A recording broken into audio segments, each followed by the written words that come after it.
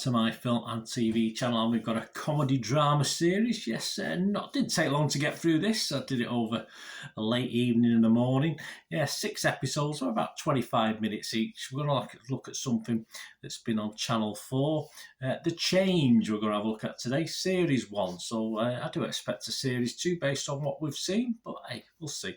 Anyway, thanks for watching, guys. Please, if you are new to the channel, please push that subscribe button, push the bell notifications, everything film and TV, of course. A lot of UK stuff, US stuff, worldwide stuff on here. So lots of vlogs, reviews, information, tons of stuff. And if you like The Change, give us a like, give us a little thumbs up. If you like what I try and do, give us a thumbs up. If you don't like what I try and do and you're a different opinion, it doesn't matter, because that's all it is. It's just opinions. If you don't like The Change, just give us a thumbs up anyway.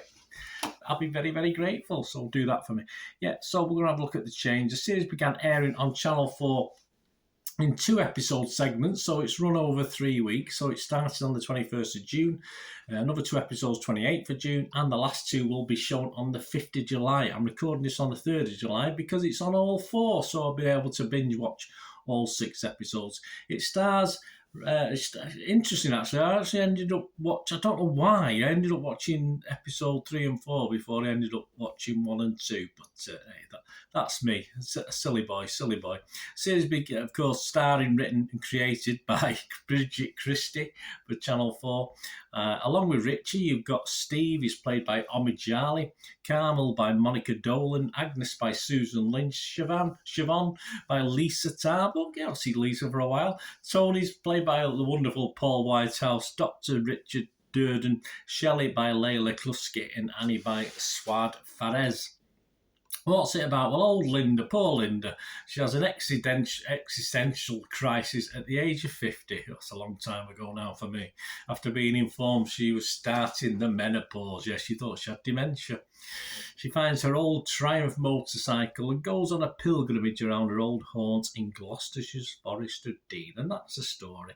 Rotten Tomatoes, we've got no breakdown, but their critics are giving it an 88% approval rating. And here's just some of the comments. Anita Singh from the Daily Telegraph, she didn't like it. She was the odd voice in the batch here. She said, Christie's on fine form as a fed-up wife and mother, but her sitcom tries too hard to be offbeat. Yeah, I mean, admittedly, it doesn't always hit the spot, this. It certainly doesn't. As I said, I watched episodes 3 and 4, and I was struggling to get into them, but then I watched 1 and 2, and I was puzzled as to whether it was the same series, because I did find episodes 1 and 2 very, very good, but unfortunately, it didn't quite hit the spot throughout.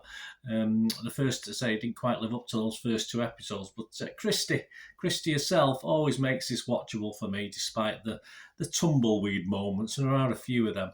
Ellen E. Jones from The Guardian, she was fresh on this show. She said, Linda is a role model we've all been waiting for. Hot flushes never looked hotter. Yes, more Linda or just more Christie for me, that'll do. Barbara Ellen from The Observer in the UK was fresh on this. She said, bar a few lulls, she's right there, The Change is witty and unpredictable. Witty at times, with Lynn emerging as a counterculture Shirley Valentine. I would agree with that mainly. Ben Dowell from The Times here in the UK was fresh as well. This is such a generous show, full of heart, with gentle lessons for us all. Yes, when it's not funny, it's reasonably easy on the eye. Carol Midgley from The Times here in the UK, she was fresh. The premise is familiar, but it is Christie's execution that is so novel, and it's at times a little bit of League of Gentlemen. I pay no finer compliment. Steady on, Carol. It's no League of Gentlemen, but yes, it has its peaks, but it also meanders too much at times, and for me, a few little troughs as well. Internet Movie Database, Joe Public, only 211 scores and reviews as I'm doing this, but it's averaging 7.2 out of 10, so that's not bad. I expect that to come down. I think this is a very Britishy thing as well. I don't know how it would translate to other countries like the US, etc. It's just got a very general British vibe and feel to it, this, and it won't always work. Like League of Gentlemen, as its niche, of course, abroad, but very, very British in the way it's put out. So my little thoughts before we go on this. I mean, it's got a little message as well about nature, etc., etc. little touch of midsummer to it without the darkness in it. There's no real darkness in this. For every character that works, it got one that doesn't. Simple as that. There's, as I say, Christy makes up for a few characters. As I say, she made it for me. For every joke that lands, it has a lot that don't, and it has quite a lot of wordy moments that don't really add much to the overall story.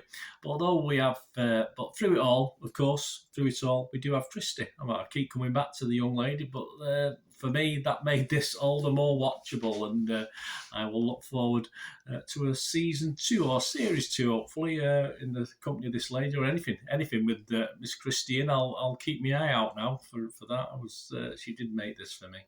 So my little scores.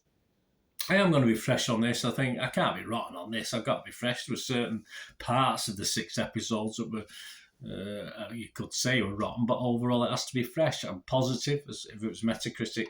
And my score, yes, I'm going to give it a nice, healthy, not as healthy as Internet Movie Database, but I'm going to give this a 6.5 out of 10, which you've probably seen at the start of this little review on my little picture thing that I did for TikTok. So 6.5 out of 10 for me, guys. Let me know what you think. As I say, it won't be everyone's cup of tea. I know Dom Robinson of DVD Fever stopped watching it after episode 1, but hey, Dom's a fussy old bugger sometimes. But it's not everyone's, but it's all opinions. It won't be it's boring if we all thought the same, isn't it? Let me know what you think, guys. It'd be great to hear from you about this or anything to do with film and TV. Thanks for watching, guys. Until we meet again, that's one thing, don't matter. Please stay safe, everyone. Bye for now.